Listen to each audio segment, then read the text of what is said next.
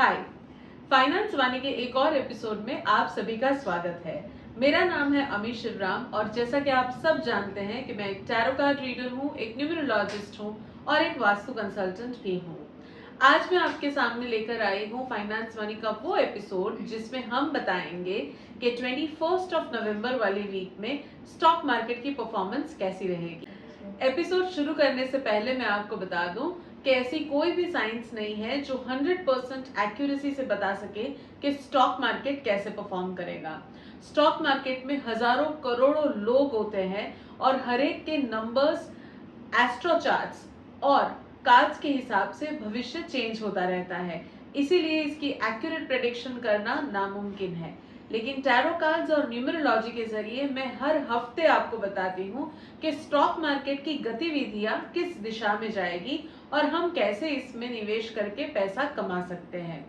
आज के एपिसोड में भी हम वही करेंगे। सबसे पहले बात कर लेंगे टैरो कार्ड्स के जरिए कि अगले हफ्ते सेंसेक्स कैसे परफॉर्म करेगा।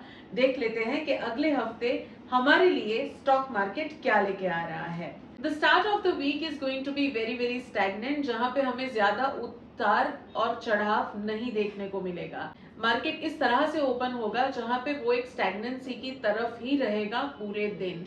रेड्स में जाने का भी थोड़ा सा आसार है, लेकिन to an extent of around 100 और 150 पॉइंट्स, उससे ज्यादा नहीं। ट्यूसडे और Wednesday the market will be pretty much in control और वेनसडे सेकेंड हाफ से मार्केट थोड़ा सा ग्रीन्स की तरफ जाना शुरू हो जाएगा या मार्केट में चढ़ाव आने के पूरे आसार स्टार्ट हो जाएंगे। ट्यूसडे मार्केट थोड़ा सा लो जा सकता है। ट्यूसडे मार्केट को हमें थोड़ा संभाल के खेलना है। Thursday again the markets are going to be pretty much on the upper side, the green side, and they are going to give you a lot of opportunities to trade, invest or speculate. Friday के दिन market थोड़ा सा खींचा खींचा रह सकता है और it will be struggling to hold its momentum. Friday एक ऐसा दिन है जहां पे आपको स्पेकुलेशन से थोड़ा दूर रहना पड़ेगा क्योंकि आपको अपॉर्चुनिटीज कम मिलेगी। वॉलेटिलिटी दोनों तरफ होगी and you will be very confused as to which way to go. तो ये है सेंसेक्स का overall lookout as per tarot cards. अब बात करते हैं निफ्टी के बारे में। देख लेते हैं कि निफ्टी अगले हफ्ते कैसे परफॉर्म करेगी। निफ्टी ज्यादातर ग्रीन्स में नजर आ रही है। स्टार्ट ऑफ द वीक काफी positive, towards the end of the week a little negative. तो निफ्टी में ट्रेड करने के ढेर सारे अपॉर्चुनिटीज हमें मिलने वाले हैं and people who regularly trade in Nifty are going to have the best time of the month next week, because आपको अपॉर्चुनिटीज भी इतनी मिलेगी, आपको निफ्टी की वॉलेटिलिटी में इतने ज्यादा एंट्री पॉइंट्स मिलेंगे और प्रॉफिट बुकिंग पॉइंट्स मिलेंगे कि आप इस चीज से काफी खुश हो जाएंगे। जो निफ्टी में ट्रेड करते हैं रेगुलर बेसिस पे, उनके लिए ये हफ्ता काफी पॉजिटिव होने वाला है। अब बात कर लेते हैं बैंक निफ्टी के बारे में। देख लेते हैं कि बैंक निफ्टी हमारे लिए क्या समाचार लेके आ रही है। The financial markets or the banking sector is going to be really good even in this week. The financial sector is going to take a grip on its own और banking sector काफी उतार और चढ़ाव के बाद भी काफी stable नजर आएगा towards the end of the week. ये पूरा हफ्ता बैंकिंग सेक्टर एक स्पेसिफिक दिशा में जाता हुआ नजर नहीं आ रहा है। It will have its own highs and lows. However, people who trade in the banking sector are really going to earn some good amount of money. Banking sector में trade and speculation के लिए काफी positive cards है।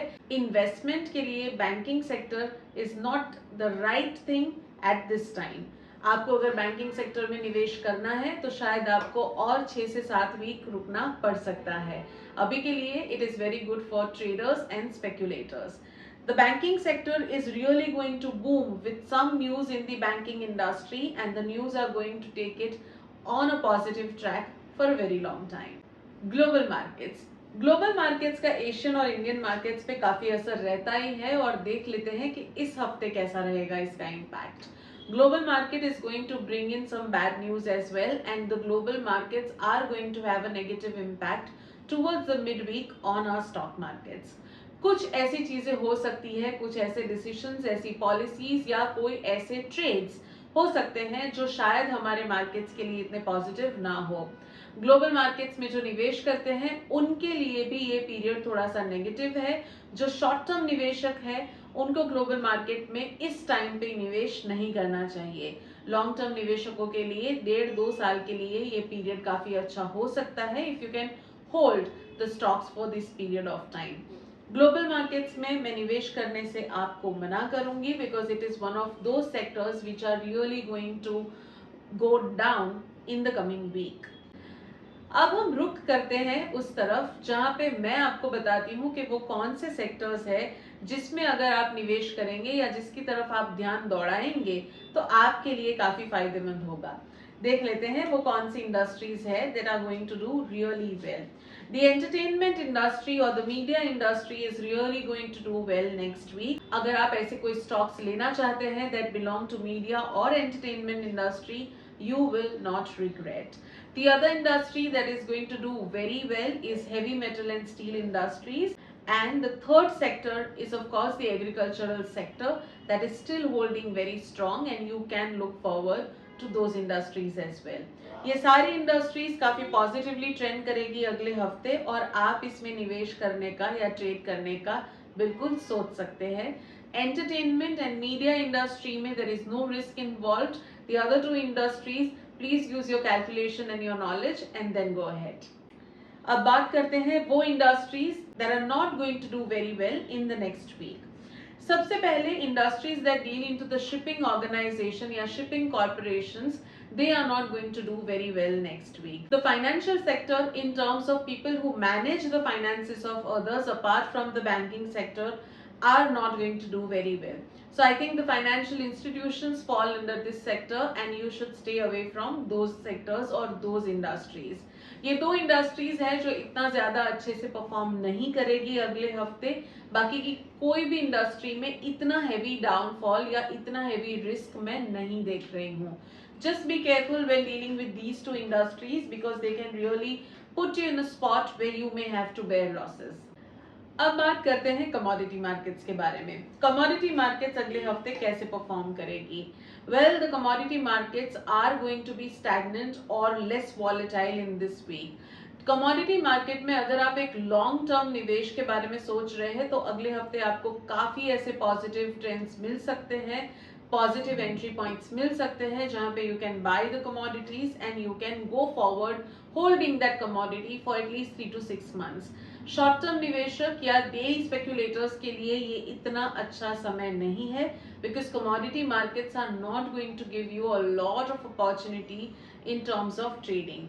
Commodity markets are going to do well only in terms of the commodities that are produced through agriculture, लेकिन उस segment में भी इतना ज्यादा मुझे प्रॉफिट्स नहीं नजर आ रहा है when we talk about the coming week। चलिए अब बात कर लेते हैं न्यूमरोलॉजिकली अगले हफ्ते स्टॉक मार्केट कैसा जाने वाला है। 21st of November जो है वो स्टॉक मार्केट के लिए काफी पॉजिटिव होने वाला है but I don't see it to be very very stable. That means इस दिन आपको मन बनाने में बहुत ज्यादा दिक्कत होगी कि मैं इस चीज में पढ़ूं या ना पढ़ूं।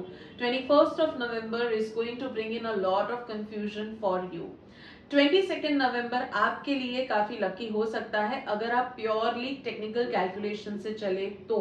अगर आप ज्यादातर गैम्बलिंग की पर्पस से या न्यूज ओरिएंटेड पर्पस से कुछ भी निवेश करेंगे या ट्रेड करेंगे तो आप मुंह की खा सकते हैं। 23rd of November again tells you to be less impulsive and to be more proactive in terms of gaining knowledge before getting into the stock market। 24th November, very positive. It can lead to better trades for you and more profits. And the 25th of November again will bring in some risk but with rewards. तो numerologically अगर देखा जाए तो अगला पूरा हफ्ता काफी blended mode में है जहां पे आपको पॉजिटिव्स और नेगेटिव्स फेस करने पड़ सकते हैं। Numerologically if you fall into the category of number 7 you are going to do very very well next week। यानी आपकी पूरी डेट ऑफ बर्थ का टोटल अगर हम एक सिंगल डिजिट पे ब्रेक डाउन करें तो वो अगर नंबर 7 आता है तो आपके लिए वो काफी पॉजिटिव रहेगा। For example if your date of birth is 1st of January 2012 you fall under the category of number 7। Number 3 के लिए अगला हफ्ता थोड़ा सा नेगेटिव है, वैसे ही नंबर 5 के लिए भी अगला हफ्ता थोड़ा सा नेगेटिव हो सकता है। तो number 3 and number 5 should be very very careful in making any investment और trade into the stock market next week. तो दर्शकों, हमने देख लिया कि स्टॉक मार्केट की मूवमेंट टैरो कार्ड्स और न्यूमरोलॉजी के जरिए किस तरफ जाएगी। मेरी इसी गाइडेंस को क्लब कीजिए अपने फाइनेंशियल एडवाइजर्स की एडवाइस से और अपनी सूझबूझ के साथ, और फिर स्टॉक मार्केट में ट्रेड कीजिए जिससे आपको मुनाफा ही मुनाफा हो। अब हम चलते हैं आपके सवालों की तरफ। हर हफ्ते की तरह इस हफ्ते भी आप में से कई सारे लोगों ने मुझे अपने सवाल भेजे हैं, और अगर आप भी आपके क्वेश्चंस मुझे भेजना चाहते हैं तो नीचे दिए गए ईमेल एड्रेस पे मुझे जरूर लिखिए। आपको अपने सवाल के साथ अपना पूरा नाम और अपनी पूरी डेट ऑफ बर्थ भेजनी है, ताकि मैं आपको न्यूमरोलॉजी और टैरो की गाइडेंस से हेल्प कर सकूं। आज का पहला सवाल जो आया है वो आया है अंकिता जी से। अंकिता जी ने मुझे ये कहा है कि उनके जो फादर है उन्होंने सालों से हर महीने सिल्वर में इन्वेस्ट करके रखा है, और वो ये जानना चाहती हैं कि अभी कुछ महीने पहले उनके फादर की डेथ हो गई है और अब ये पूरी इन्वेस्टमेंट जो है उन्हें हैंडल करनी है। अब उन्हें ये पूछना है कि उनके फादर को तो ये इन्वेस्टमेंट काफी जची है, तो क्या उनको भी ये सिल्वर की इन्वेस्टमेंट कंटिन्यू करनी चाहिए, क्या ये उन्हें सूट होती है या नहीं। अंकिता जी, आपकी डेट ऑफ बर्थ मैंने स्टडी कर ली है। As per your date of birth आपको ये इन्वेस्टमेंट होल्ड ऑन करने में कोई दिक्कत नहीं आनी चाहिए, बिकॉज सिल्वर आपको भी उतना ही सूट होता है। When I look at your cards as well, the cards are pretty positive. You can hold the investment as long as you want, and you can add on a little more investment if you want to. आपको silver suit होता है, and you can continue the legacy of your father in investing into silver commodity. मैं आशा करती हूँ कि आपको इसमें ढेर सारा मुनाफा हो। आज का जो दूसरा सवाल आया है वो आया है गौरिक जी की तरफ से। गौरिक जी ने मुझे इंदौर से लिखा है कि पिछले कुछ महीनों में उन्होंने स्टॉक मार्केट में निवेश चालू किया है। He is looking into long term investment, लेकिन हाल ही में उनके एक दोस्त ने उनसे ये कहा है कि वो डेली स्पेकुलेशन कर सकते हैं, जिससे वो आसानी से कुछ अमाउंट रोज कमा सकते हैं।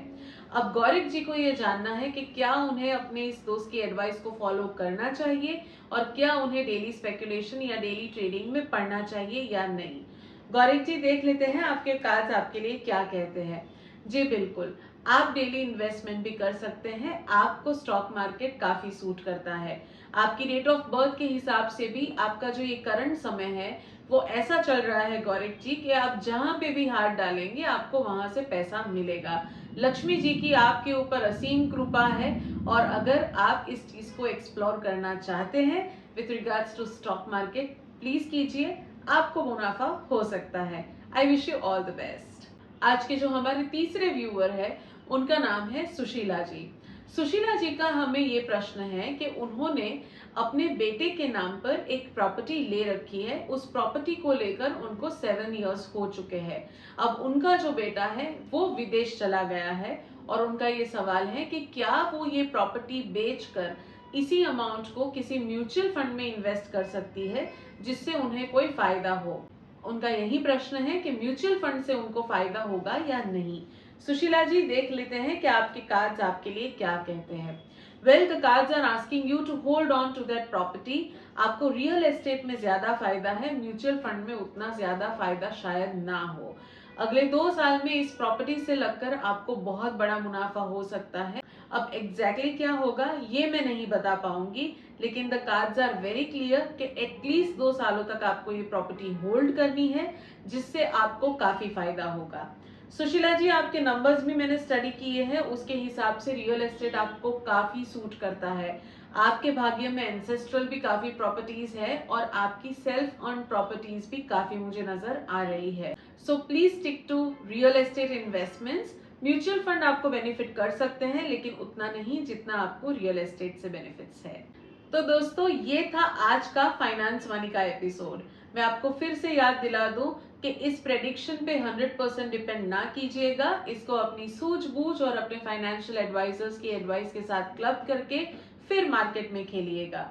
मैं आशा करती हूँ कि आपको अगले हफ्ते मार्केट से ढेर सारा मुनाफा मिले। नमस्कार।